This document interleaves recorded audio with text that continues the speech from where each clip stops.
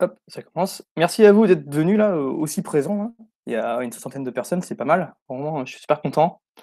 C'est pour un sujet que, voilà, qui me tient à cœur et que j'utilise, qui est d'unitaire et notamment la blockchain. Alors, qu'est-ce qu'on va voir dans cette presse? Dans cette presse, on va parler blockchain, on va parler, proof of work, on va parler concept, un peu réseau autour de la blockchain et surtout, hop, je démarre le chrono, tac. On va parler blockchain et surtout écologie. Parce que forcément, qui dit Bitcoin blockchain, tout de suite, on parle d'écologie. Donc déjà, avant de commencer un petit peu, on va reposer quelques concepts. Donc forcément, ça déconne. Hop, excusez-moi, hein, il y a un petit bug avec LibreOffice. Voilà, voilà. Bon allez, je recommence. Faites comme si vous avez rien vu. Alors déjà, quand on parle blockchain, on va parler un peu typologie des réseaux. On a des classifications sur les réseaux. On va d'abord parler des réseaux centralisés. Donc, c'est-à-dire qu'il faut un nœud central, un point central pour se connecter. Sinon, ça ne fonctionne pas, on ne peut pas fonctionner. On va avoir les réseaux décentralisés, où il y a des sous-ensembles de réseaux qui sont indépendants les uns des autres, mais qui peuvent être interconnectés. Et on va avoir, ce qui va nous intéresser, les réseaux pair à pair. Donc l'idée du réseau pair à pair, c'est une connexion du peer-to-peer. C'est une connexion point à point entre les nœuds. Donc chaque nœud est connecté à plusieurs nœuds à la fois. Et c'est ce que c'est, la blockchain. Comment elle se situe dans ces réseaux-là? En termes d'infrastructure technique, c'est un réseau pair à pair. Chaque nœud, on va poser les termes directement. Donc le nœud, c'est un ordinateur sur lequel tourne une machine permet de participer à la blockchain. Donc un nœud, c'est un PC, un Raspberry, une machine dédiée dans un cloud, ce que vous voulez, tant que c'est une adresse IP.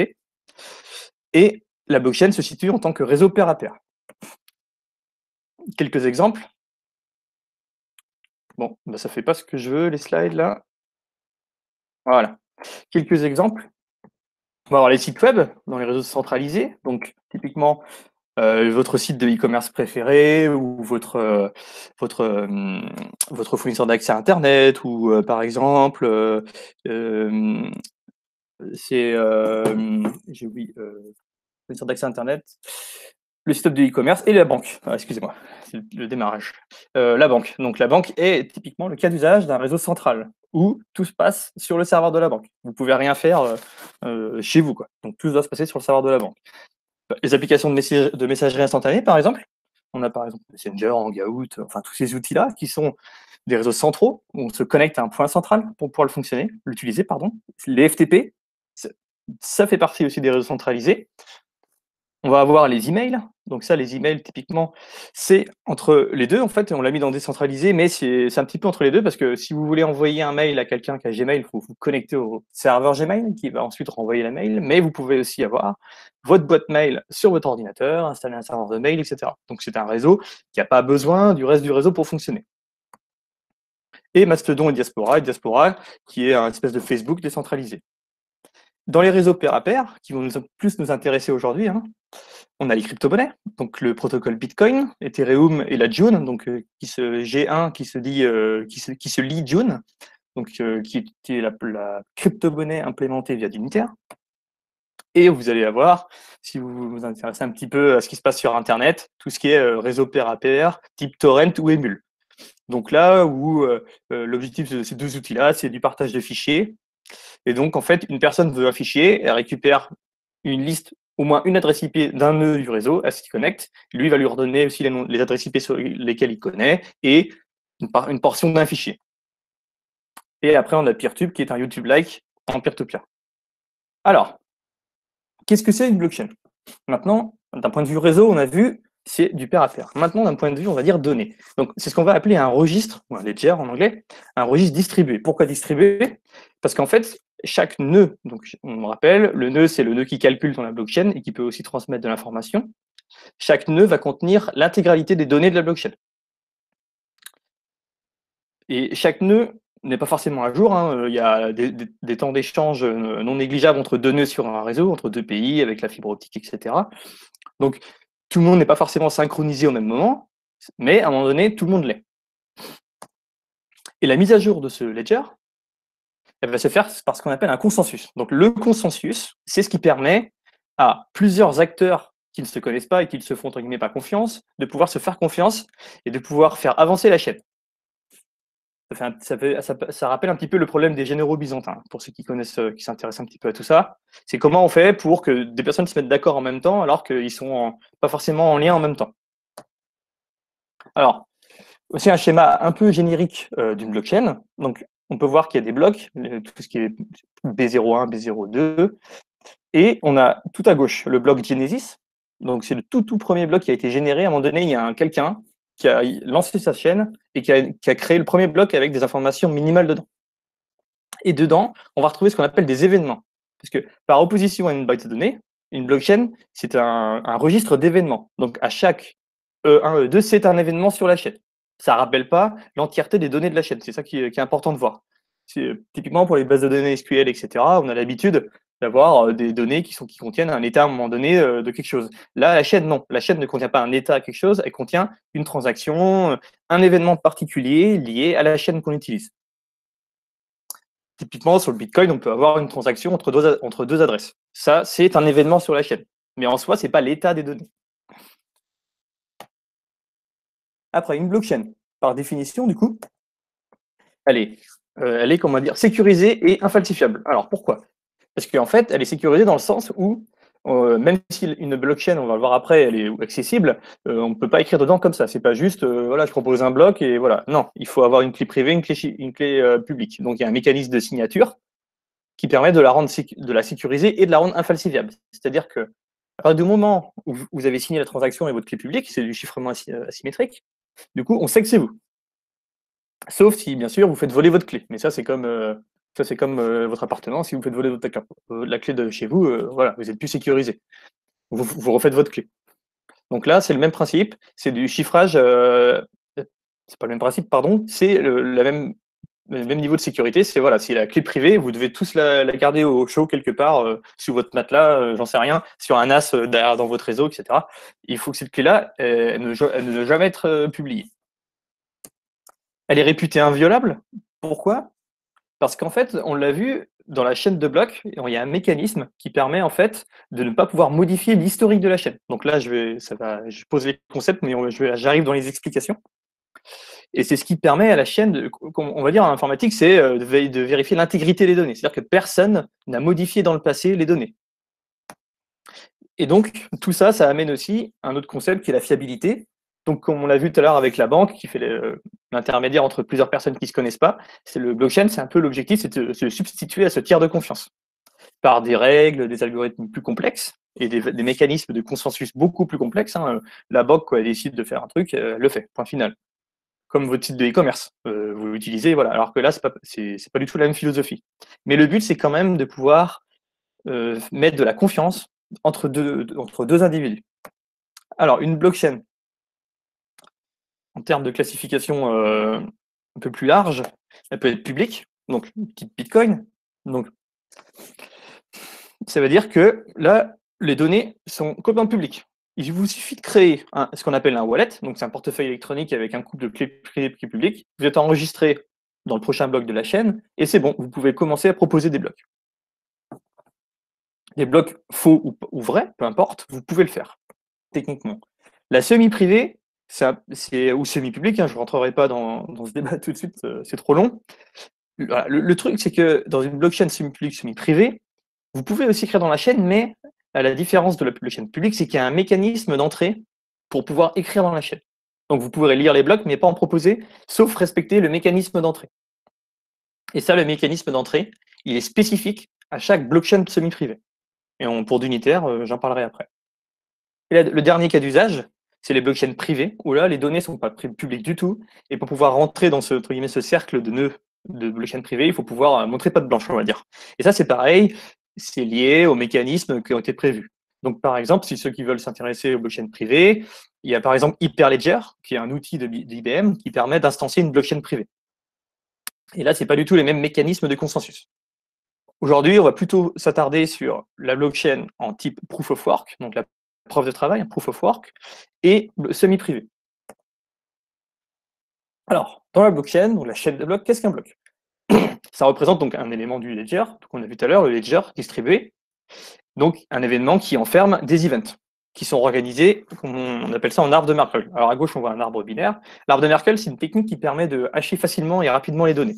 Donc c'est-à-dire que si vous voyez sur votre gauche, on a des événements numérotés de 1 à 5. Et en fait, pour pouvoir hacher ces datas-là, et je vais expliquer après à quoi sert le hachage, on hache E3, A4 ensemble, puis avec E2, puis avec E5, puis avec E1. Le but, c'est d'avoir un hash final et de pouvoir le calculer facilement.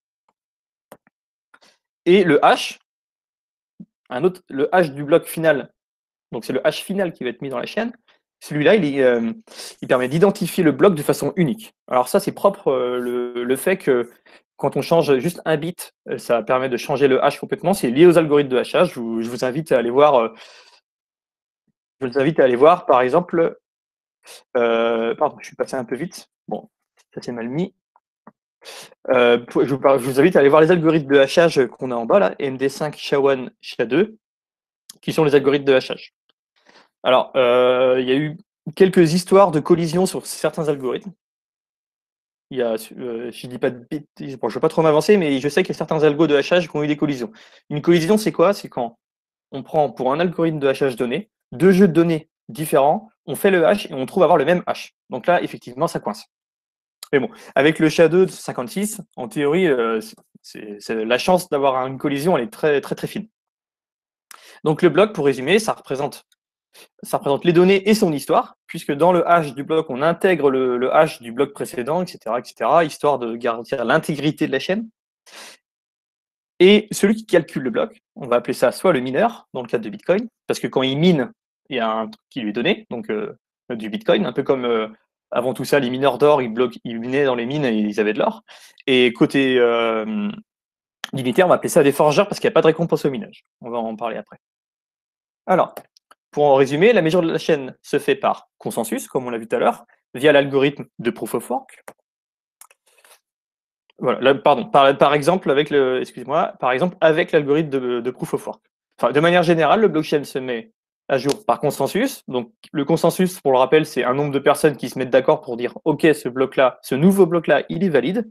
Donc, je le prends chez moi et je le rediffuse. Et après, on va avoir la Proof of Work qui va surtout nous intéresser aujourd'hui. On verra d'autres petits exemples rapidement, mais ce qui nous va intéresser, c'est donc la Proof of Work. Alors, qu'est-ce que c'est la Proof of Work? En fait, chaque nœud du réseau, en même temps, donc tous les nœuds en même temps à l'instant T, vont essayer de résoudre une énigme, un puzzle cryptographique. Et ce puzzle, sa particularité, c'est qu'en fait, on ne peut pas prédire le résultat, même à partir des résultats des autres essais avant. Parce qu'en fait, les données changent et qu'il faut essayer de résoudre ce puzzle, ce qu'on appelle par force brute. Si je vous donne un exemple qui ne correspond pas à la blockchain, mais par exemple, un bon exemple, c'est je vous donne un dictionnaire français-anglais, je vous donne le mot en anglais et vous devez me retrouver le mot en français. Et à chaque fois, je vous donne un nouveau dictionnaire avec les mots qui sont dans le désordre. Donc, c'est pour vous donner l'idée de ce que c'est de la force brute. C'est-à-dire que dans le cas de ce dictionnaire, vous allez devoir aller parcourir tous les mots, parce que vous ne connaissez pas le dictionnaire, pour trouver le bon mot anglais le bon mot français qui correspond au mot anglais en entrée. Donc, le concept de ce puzzle, c'est un peu ça, c'est de dire, il faut essayer jusqu'à temps qu'on trouve le bon résultat. Et à chaque fois, on doit recommencer tout à zéro, à chaque bloc. Et cette proof of work-là, elle permet aussi de faire avancer le réseau, parce qu'il y a des blocs qui sont des fois validés sans forcément des données dedans, mais le but, c'est de faire avancer le réseau. Donc cette difficulté, donc liée à la preuve de travail, c'est cette difficulté qu'on impose à chaque forgeur, ou mineur dans le cas de Bitcoin, pour trouver le bon résultat du hash. Alors, à quoi ça ressemble ce puzzle? C'est un hash qui doit respecter un certain motif. Dans cet exemple, on voit un hash, et on voit que, vous voyez les zéros en gras, de gauche à droite, là, c'est le nombre de zéros que le hash doit faire. Donc on va itérer jusqu'à temps qu'on trouve le bon hash, qui respecte le motif qui est imposé par le protocole de la blockchain qu'on implémente. Donc c'est ce qu'on appelle après, pour faire varier ces données-là, on va incorporer ce qu'on appelle un nonce. Donc un nonce en mathématiques, disons que c'est un nombre arbitraire qu'on prend et qui est utilisé une seule fois dans un calcul. Parce qu'on sait qu'une fois qu'on l'a utilisé, on n'a pas le bon résultat, on passe à un autre nombre. Donc, ça permet de faire varier le hash du bloc, et il peut, c'est une des possibilités, juste être incrémenté de 1, parce que c'est un entier, à chaque essai.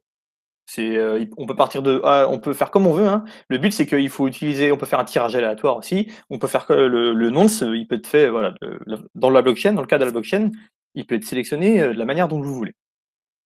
Des exemples, le premier hash, c'est un exemple de hash de Bitcoin et le second, c'est un hash de d'Unitaire. Donc là, qu'est-ce qu'on voit? On se rend compte qu'en fait, il y a, chez Bitcoin, pardon, c'est plus compliqué de trouver le bon hash parce qu'on se rend compte qu'il faut 18 zéros. Donc il faut itérer plus de fois pour trouver un hash qui commence par 18 zéros. Donc ça, c'est pareil. Le fait que ça soit plus dur de trouver un hash de 18 zéros que 5, c'est lié aux algorithmes de hashage. Et je ne vais pas m'étendre énormément dessus, on ne va pas avoir le temps pour tenir dans le temps, la promesse de départ sur le temps imparti. Donc si vous voulez aller plus loin pour savoir pourquoi le hachage fait que en augmentant le motif au départ, c'est plus complexe, je vous conseille d'aller voir les algorithmes de hachage. Et après, le deuxième, c'est d'unitaire. Un exemple où là, par exemple, le mineur le forgeur qui a trouvé le bloc, le hash, il devait respecter le motif avec les 5 zéros, par exemple. On verra après que c'est un peu plus compliqué que ça. Après, bien entendu, qui dit proof of work dit l'ensemble du réseau qui calcule en même temps, à un instant T, en même temps. Donc ça veut dire quoi? Ça veut dire que il faut avoir, c'est celui qui a finalement, c'est celui qui a la plus grosse puissance machine qui va arriver le premier, du coup. Puisque si tu as plus de puissance machine, tu vas pouvoir faire plus de tours de boucle et faire plus de tentatives. Donc, tu as plus de chances de trouver le bon hash. Ce qui fait que, intrinsèquement, c'est très énergivore. Et en plus, à la fin, il n'y a qu'un seul élu. Donc, ça veut dire que, entre guillemets, tous les autres, je mets des guillemets, hein, parce que ils ont calculé pour rien, mais je mets des guillemets parce que c'est pas pour rien, c'est pour aussi renforcer la sécurité. Mais ça n'empêche que tous les autres ont quand même calculé en même temps les mêmes calculs, pas forcément avec les mêmes données dans les blocs, hein, mais ils sélectionnent les transactions suivant s'ils sont à jour ou pas. Mais ils ont calculé quand même, ils ont tenté de résoudre le puzzle cryptographique de la même façon.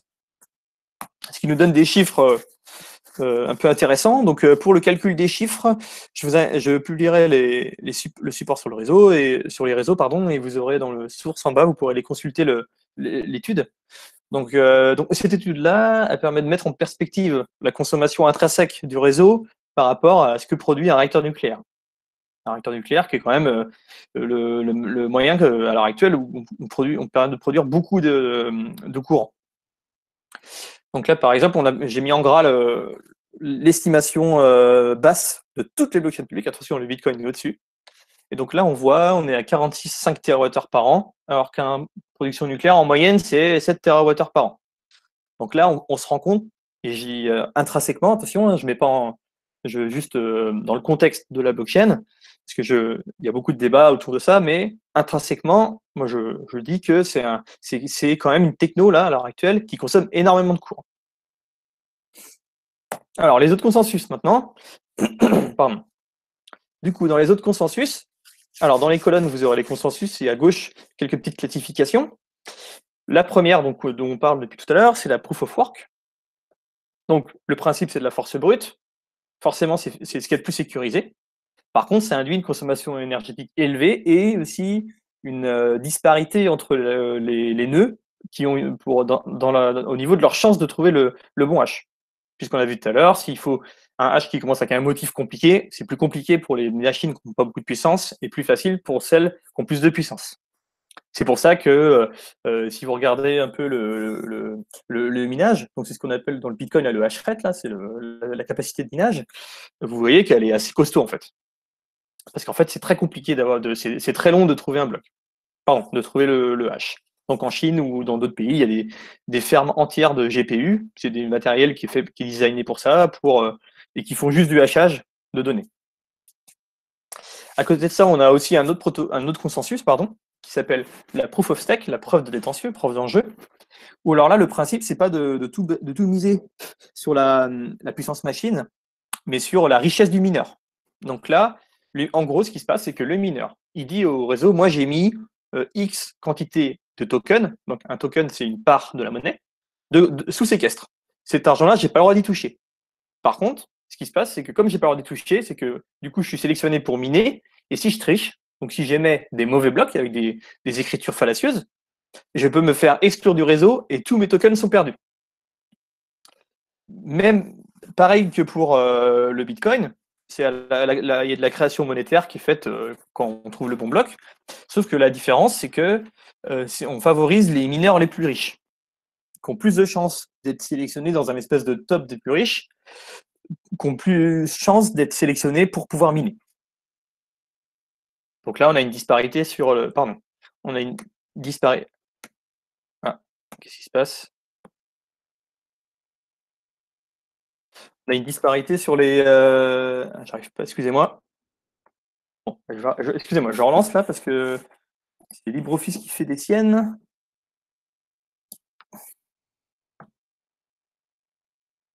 Voilà. Donc là, je disais donc que c'est la proof of stake, ça engendre donc une disparité entre la richesse des mineurs. Après, on va avoir la preuve d'autorité. Mais ça va plus concerner les blockchains privées. Hein. Où là, l'idée, c'est de dire, bah voilà, la sécurité, c'est simple. C'est tous les membres du réseau, ils disent, OK, lui, il a le droit de venir miner. Voilà, tout simplement. Et après, ça mine à tour de rôle. Enfin, il n'y a pas de règle particulière. Donc forcément, c'est un peu moins sécurisé. Forcément, c'est moins consommateur d'énergie, il n'y a pas de preuve de ça, mais c'est limité à un petit groupe de personnes présélectionnées. Et la dernière, que je vais plus détailler par la suite, c'est donc la preuve de travail à difficulté personnalisée. Donc ça, c'est le cœur d'Unitaire et c'est ce qui en fait sa singularité. C'est qu'en fait, les développeurs, ils ont repensé un petit peu la proof of work, ils ont remis en question tout ce dont je vous ai présenté à l'instant, et ils ont dit on va faire une difficulté personnalisée donc qui est adaptée à chaque mineur du réseau. Mais pour ça, c'est là où il y a deux choses. C'est la blockchain semi-privée, rappelez-vous, avec le fait de respecter des règles pour rentrer dans le réseau. Et ça sert à garantir que les gens qui minent dans le réseau sont connus. Et donc, ça sert aussi, du coup, pour identifier les personnes de façon unique. C'est les individus, donc des personnes morales, qui permettent d'identifier les gens de façon unique dans la chaîne, pour savoir un peu s'ils minent souvent des blocs. S'ils forgent souvent des blocs. Donc là, à l'heure actuelle, ce qui est implémenté dans Unitaire, c'est que pour rentrer dans cette toile de confiance, il faut que 5 personnes physiques vous certifient. Donc, il y a une petite charte morale, etc. à respecter. Et ça, c'est comme ça que c'est implémenté pour la monnaie libre, excusez-moi, pas pour Unitaire, pour la monnaie libre June, je verrai après, pour pouvoir rentrer dans ce qu'on appelle cette toile de confiance. La règle, c'est 5 personnes. Et la certification de quelqu'un, c'est un événement dans la chaîne. Donc, c'est enregistré dans un bloc. Et ça va permettre à la suite de pouvoir appliquer une difficulté dite personnalisée. Donc personnalisée, ça veut dire quoi? C'est-à-dire qu'elle sera calculée que pour un nœud donné, donc pour une adresse publique. Et oui, comme je disais, du coup, ça reprend ce que je disais, c'est que pour participer à la chaîne, il faut pouvoir être membre de cette toile de confiance. Et si vous n'êtes pas membre de la toile, vous pouvez quand même créer un compte, recevoir de l'argent si les gens veulent vous en envoyer, etc. Mais vous ne pourrez pas écrire dans la chaîne. Donc si vous démarrez un nœud avec une adresse publique qui n'est pas dans la toile de confiance, certifiée, vous pourrez juste faire ce qu'on appelle un nœud miroir.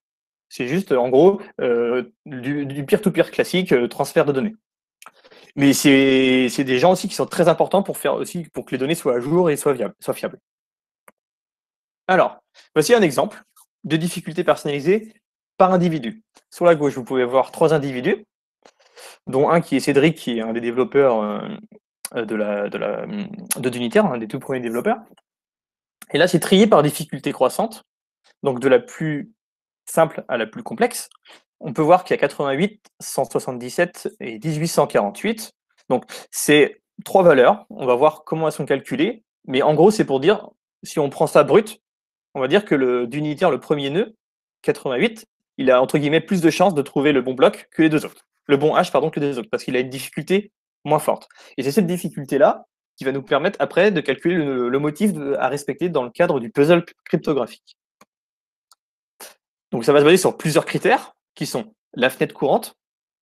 La fenêtre courante, ça va être en gros le nombre de blocs qui vont servir de base de calcul pour savoir déterminer la difficulté personnalisée. Et cette difficulté personnalisée va s'appuyer donc sur cette fenêtre courante, je vais l'expliquer juste après, sur le facteur d'exclusion. C'est parce qu'à un moment donné, il y a des gens qui vont être exclus du calcul, et un handicap personnalisé. Donc, en se basant sur la fenêtre courante, et en faisant un calcul savant sur les deux autres, ça nous permet d'avoir la difficulté personnalisée imposée à chaque nœud du réseau. Alors, petit disclaimer, il va y avoir un peu de maths. Pour les plus matheux, c'est simple. Pour ceux qui sont où leurs maths sont un peu comme moi, c'est un peu lointain, parce qu'on n'est pas tous très jeunes. Disons que c'est pas important de comprendre la formule, mais ce qui est important, c'est de comprendre à quoi elle sert et pourquoi elle est faite. Donc rassurez-vous, il n'y a pas de problème. Alors, on va d'abord poser plusieurs concepts. On va définir ce qu'on appelle le nombre de nœuds calculants. Donc c'est le nombre de nœuds calculants, qu'est-ce que c'est? C'est le nombre de nœuds qui ont validé au moins un bloc sur la fenêtre courante. Donc c'est les n derniers blocs, en partant du dernier bloc. Et le nouveau bloc n'est pas dans le calcul. Et donc ça, c'est ça qui va permettre de savoir un peu, entre guillemets, la vitesse à laquelle chaque nœud produit des blocs. C'est ce qui va nous permettre de définir ce qu'on appelle la fenêtre courante. Et cette fenêtre courante, il y a un algo qui va permettre de la faire évoluer. Et cette fenêtre courante, elle sera glissante. C'est-à-dire que le début de cette fenêtre courante, c'est toujours la fin de cette fenêtre courante, c'est toujours le dernier bloc qui a été inscrit dans la chaîne. Et c'est le début de la fenêtre courante qui va varier. Donc si on prend une chaîne, donc là avec j'ai oublié de faire les petites flèches pour relier les blocs, mais on y va. On dit que les blocs vont de gauche à droite dans la chronologie. Donc le plus vieux à gauche, le plus récent à droite. Là, on peut voir, par exemple, sur ces 4 blocs-là, on va dire que le x plus 4, c'est donc les numéros. Celui-là, c'est le dernier bloc de la chaîne. Et le x, c'est un autre bloc. Il y en a avant. On va dire que notre fenêtre courante, c'est ça. Donc là, pour notre base de calcul, on va définir que la fenêtre courante, elle est sur ces 4 blocs-là. Donc là, si je regarde, je vois mes 4 blocs, je vois la pub qui a validé 2 blocs et les autres qui ont validé un bloc. Donc là, on veut voir que la clé publique 1 a validé plus de blocs que les autres. Et en fait, c'est cette fenêtre-là qui va c'est cet algo. Et après, il y a un algorithme ici qui est un peu complexe. Je ne vais pas le détailler exactement, mais en gros, l'idée principale de cet algorithme, c'est de faire varier cette fenêtre courante. Plus on va rajouter, plus il y aura de nouveaux mineurs qui vont ajouter des blocs, plus la fenêtre va s'agrandir et inversement. Ça va permettre disons que ça va permettre de continuer à exclure ceux qui minent souvent, sans défavoriser ceux qui minent pas souvent. Donc, parce que si on prenait toute la chaîne entière, forcément, ça serait plus complexe. Si on prend juste, c'est un algo qui varie, là, la fenêtre courante, on verra tout à l'heure à l'heure actuelle à combien elle est, mais ça permet de permettre de ralentir ceux qui minent souvent et de favoriser ceux qui minent pas souvent. Puisque celui qui mine souvent apparaîtra plus souvent dans la fenêtre courante que ceux qui minent pas souvent. Alors, la suite, c'est le facteur d'exclusion. Donc, le but du facteur d'exclusion, c'est quoi? C'est d'exclure les membres qui ont validé récemment un bloc. Donc, ça se fait comment? Ça se fait comme ça. Donc, on va avoir une formule un peu complexe où on va regarder, en fait, donc le NB nœud calculant que vous voyez, 0,67 fois NB nœud calculant, c'est le nombre de nœuds différents qui ont validé au moins un bloc sur la fenêtre, dans la fenêtre, pardon. Et après, on va diviser ça par le nombre de blocs validés par les autres nœuds, pour savoir comment le nœud qui est en train de créer de chercher le hash, comment lui se situe par rapport aux autres. Et en fait, on va multiplier par 0,67, ce qui va nous permettre d'exclure environ un tiers du réseau. Alors, là, le but, c'est de se dire, comme on l'a vu tout à l'heure dans la partie énergivore, c'est de se dire que, à la finalité, sur l'intégralité du réseau, si tout le monde calcule en même temps, il y en a un qui calcule, les autres, entre guillemets, ils ont un peu fait le travail pour rien. Donc, on va se dire, bon, on va baisser le palier, on va se dire qu'au lieu qu'il y ait 100% des nœuds qui soient calculants, parce que c'est ça qui consomme de l'énergie, hein, c'est le déclenchement des calculs, c'est pas le fait d'avoir un nœud miroir, ça consomme très peu d'énergie, c'est vraiment le fait de solliciter les ressources matérielles type processeur, GPU, etc. C'est ça qui va consommer du courant. Donc, on va passer sur 2 tiers du réseau. Donc, avec la formule au-dessus, on va pouvoir dire, si je me situe dans le tiers supérieur, d'où le 0,67, alors je serai exclu. Et juste en dessous, vous voyez un petit bout de code. Dans la configuration, on a défini un seuil de difficulté à partir duquel c'est plus la peine de calculer. Parce que là, il y a un bloc toutes les 5 minutes. Et par rapport au réseau, on sait que si vous avez une difficulté de 1000, ça sert même pas ça sert à rien de commencer le calcul parce que vous mettrez plus de 5 minutes. Après, deuxième composante, c'est donner un handicap personnalisé. Donc aux machines puissantes afin de laisser la place aux autres. Alors, faut pas oublier, faut toujours avoir en tête, hein, d'un point de vue concept là, qu'on est bien sur un réseau décentralisé. Donc, il est impossible de savoir à un instant T qui calcule. Donc, c'est pour ça qu'on met en place la fenêtre courante. Ça permet d'avoir une estimation de ce nombre de personnes calculant. Et deuxième chose, on ne peut pas facilement savoir quelle est la puissance de la personne, quelle est sa puissance machine. D'aucuns pourraient dire qu'on peut regarder le nombre de processeurs, la fréquence et tout, mais ça peut se truquer facilement. Vous recompilez votre noyau, etc. Vous pouvez envoyer des fausses informations aux deux, parce qu'il va consulter les données système. Donc même ça, c'est pas fiable. Donc pour ça, pour définir un petit peu ce handicap, savoir un petit peu comment on fait pour savoir si quelqu'un a une machine puissante ou pas, on se base donc sur la fenêtre courante. Après, on exclut la personne de cette fenêtre de calcul, et si jamais il valide trop souvent des blocs. Et après, s'il est dans le tiers inférieur, on va regarder un petit peu là s'il a le droit de miner un bloc, hein, de forger un bloc. Donc pour ça, il y a cette formule-là. Attention, ça pique un peu les yeux, mais c'est pas si compliqué que ça. En gros, on va regarder comment la personne se situe par rapport à la médiane. Donc la médiane, d'un point de vue mathématique, c'est vous prenez un nombre vous dénombrez de 0 à 100, et la médiane de 0,99, pardon, la médiane c'est 50. Donc en gros, la médiane c'est la valeur du milieu. Donc pour savoir si on se situe avant ou après. Et après, on va diviser ça par un logarithme. Logarithme des périodes de 1 189. Donc là, je vous épargne l'explication du 16 puissance 1 divisé par 16, etc. Ça, c'est un choix des développeurs et ils ont fait des choix pour estimer au mieux la difficulté. Et en fait, pourquoi un logarithme?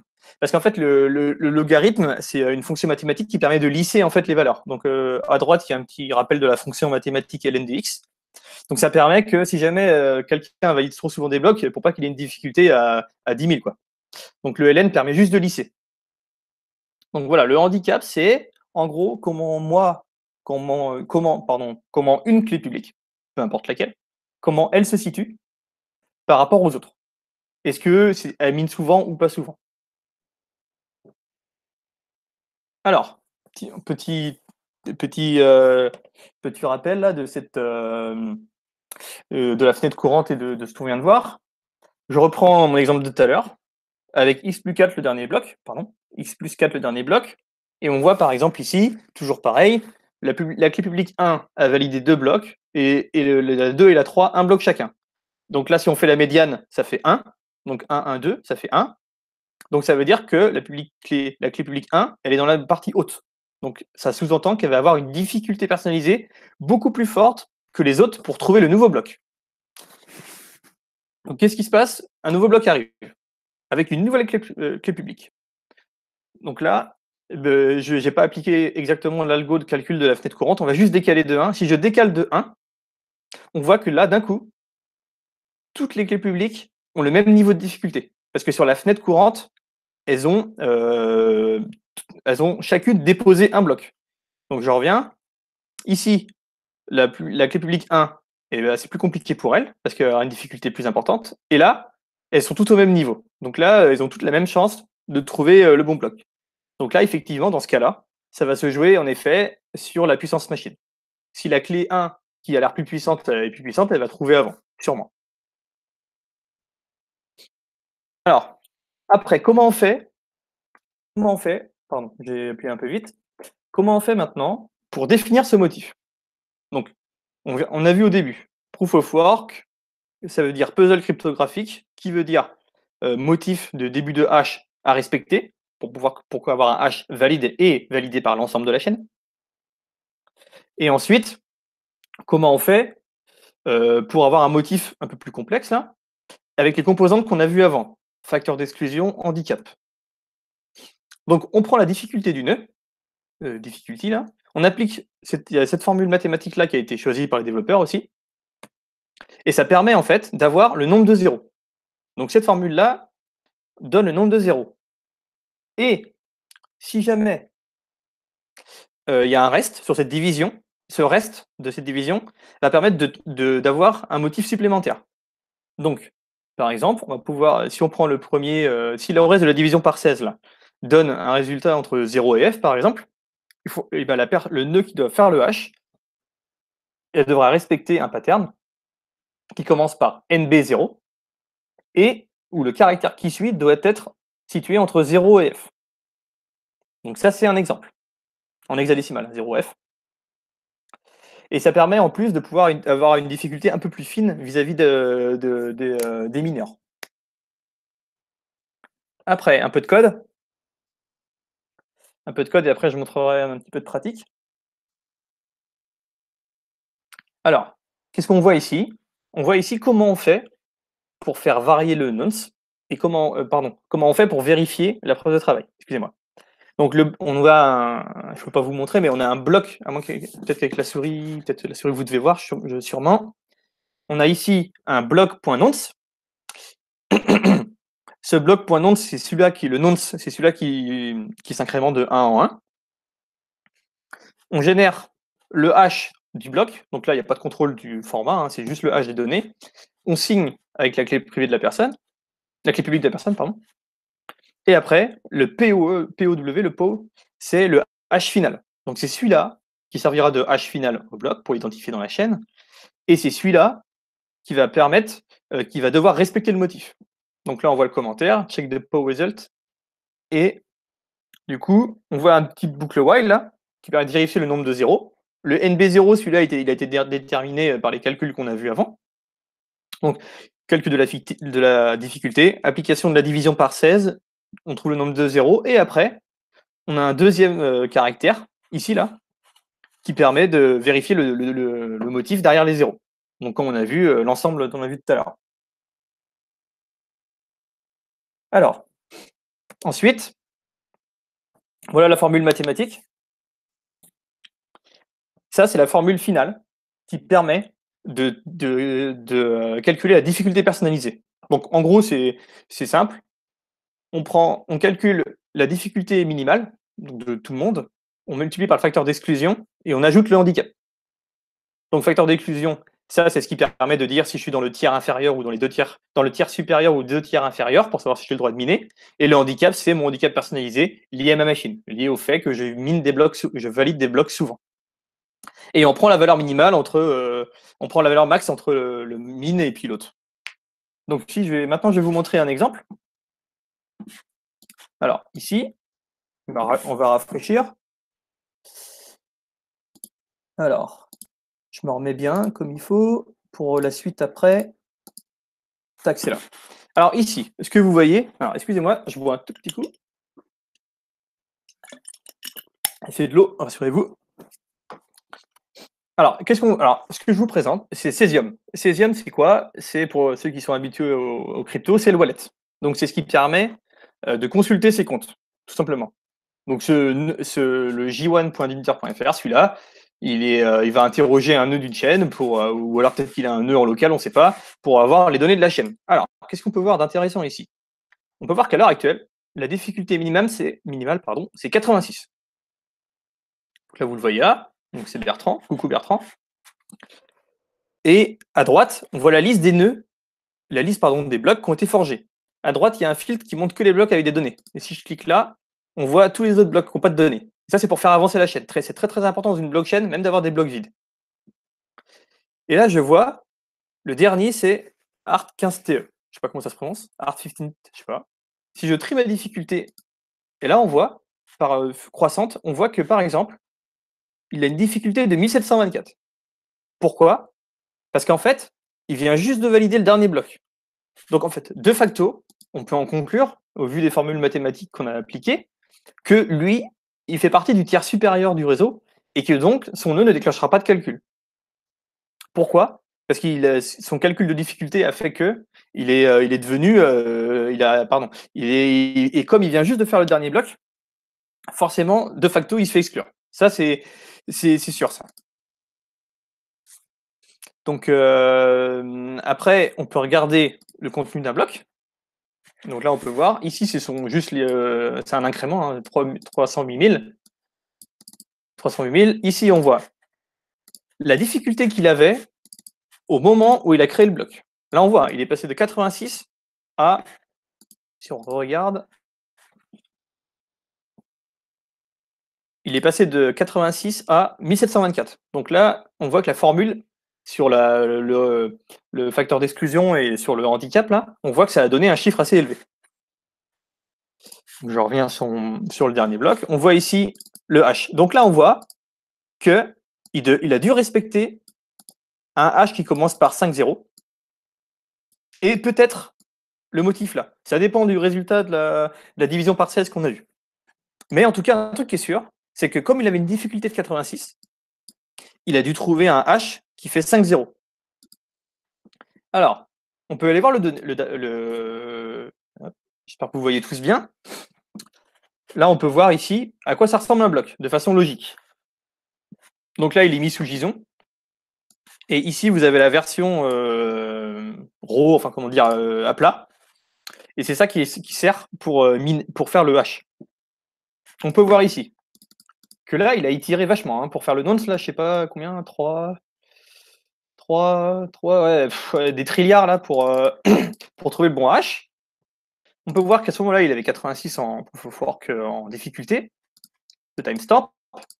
Et un truc qui est intéressant, la masse monétaire, etc. Et un truc qui est super intéressant, c'est ça.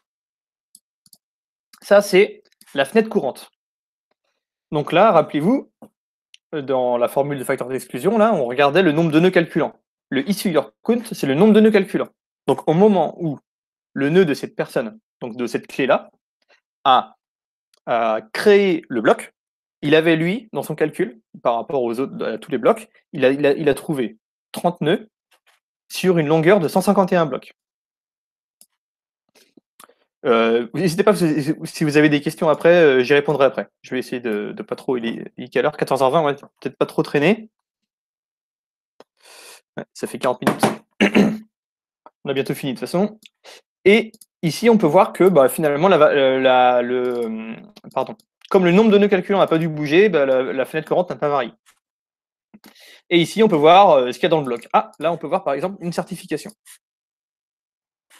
Là, c'est le hash des données et le inner hash qu'on a vu tout à l'heure, là, et le hash final, il est là. Donc, on voit ces deux hash là. Ne respectez pas les patterns parce que c'est pas sur cela qu'on est intéressé, mais sur celui-là. Alors, je reviens sur la presse.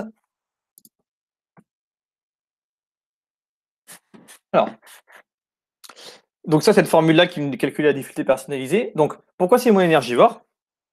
Parce que déjà, on exclut un tiers du réseau à tout moment. Déjà, ça, c'est une certitude, c'est dans les calculs.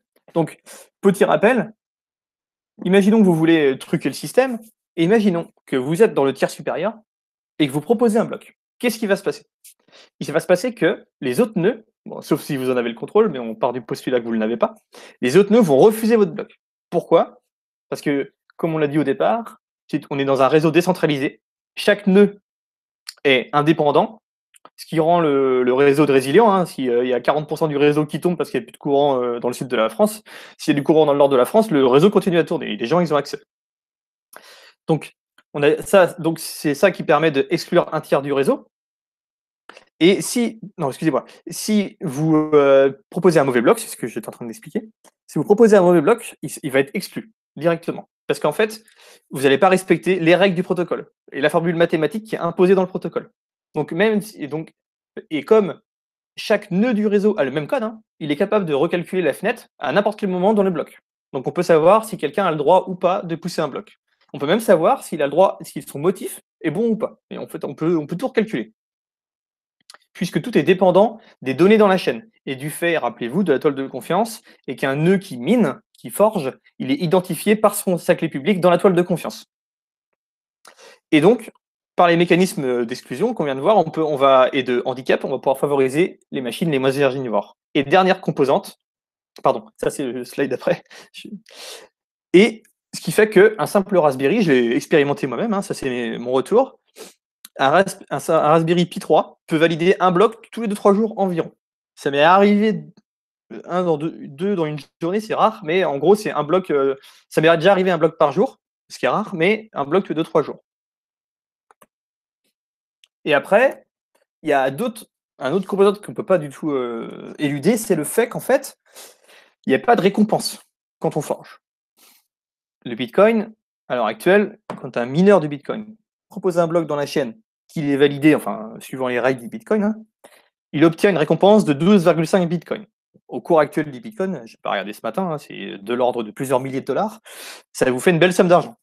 Donc forcément, on va tous mettre des grosses machines pour essayer d'y aller. Donc c'est celui qui va avoir les meilleures performances machines qui va miner le premier. Sauf que dans la d'unitaire, il n'y a pas de création monétaire. Au mining. C'est pour ça qu'on appelle ça des forgeurs. Par contre, il y a une création monétaire tous les jours. Chaque membre de la toile de confiance reçoit une part de la création monétaire de façon égale. S'il y a 100 à donner et qu'il y a 100 membres, ça fait un chacun. Donc c'est à part égale. Donc pas de course au mining, donc pas de course aux grosses machines. Alors après, on a essayé d'évaluer un peu la puissance machine totale du réseau. En gros, par rapport au matériel, par rapport aux gens qu'on connaît, etc., il y en a qui ont des Core i3, Core i5. J'avais testé avec un petit Pi 3. Je n'ai pas testé sur mon Pi 4, mais bon, les consommations ne sont pas délirantes. On est en moyenne à 60 watts par nœud. Ce qui nous fait à peu près pour une centaine de nœuds dans le réseau, on va dire, fourchette haute, hein, je ne suis même pas sûr qu'il y en ait 100 à l'heure actuelle, 100 en même temps, et qu'environ un tiers du réseau est exclu. Ça fait une consommation moyenne annuelle de 35,2 MW par an. Et donc, si on fait, ça fait, si je voulais prendre le langage Bitcoin, ça ferait des Satoshi de terawatts, quoi. Donc, ça fait vraiment une petite part d'un réacteur nucléaire. Alors, maintenant, ce qui va être intéressant, c'est au-delà de la théorie, c'est quoi la pratique? Qu'est-ce qu'on utilise, comment est utilisée cette blockchain? Pardon. Donc, il y a une application qui est une crypto-monnaie, c'est la June. C'est la première crypto qui utilise la blockchain d'Unitaire, ou d'Unitaire implémente ces cryptos-là, on peut dire par là. À l'heure actuelle, on est à peu près plus de 2600 membres dans la toile de confiance. Donc ça, c'est les membres de la toile de confiance, donc les membres certifiés et qui peuvent miner des blocs, forger des blocs. Après, cette June-là, elle n'est pas sortie du chapeau. Les développeurs, eux, ils ont fait leur protocole blockchain, sans parler de création monétaire, hein, leur propre protocole blockchain avec les exclusions, etc. Mais c'était une théorie qui a été posée par un mathématicien qui s'appelle Stéphane Laborde. Vous pourrez aller voir sur YouTube, etc., plus d'infos, qui s'appelle la théorie relative de la monnaie. Je ne vais pas y rentrer plus. Vous n'hésitez pas à regarder sur Internet.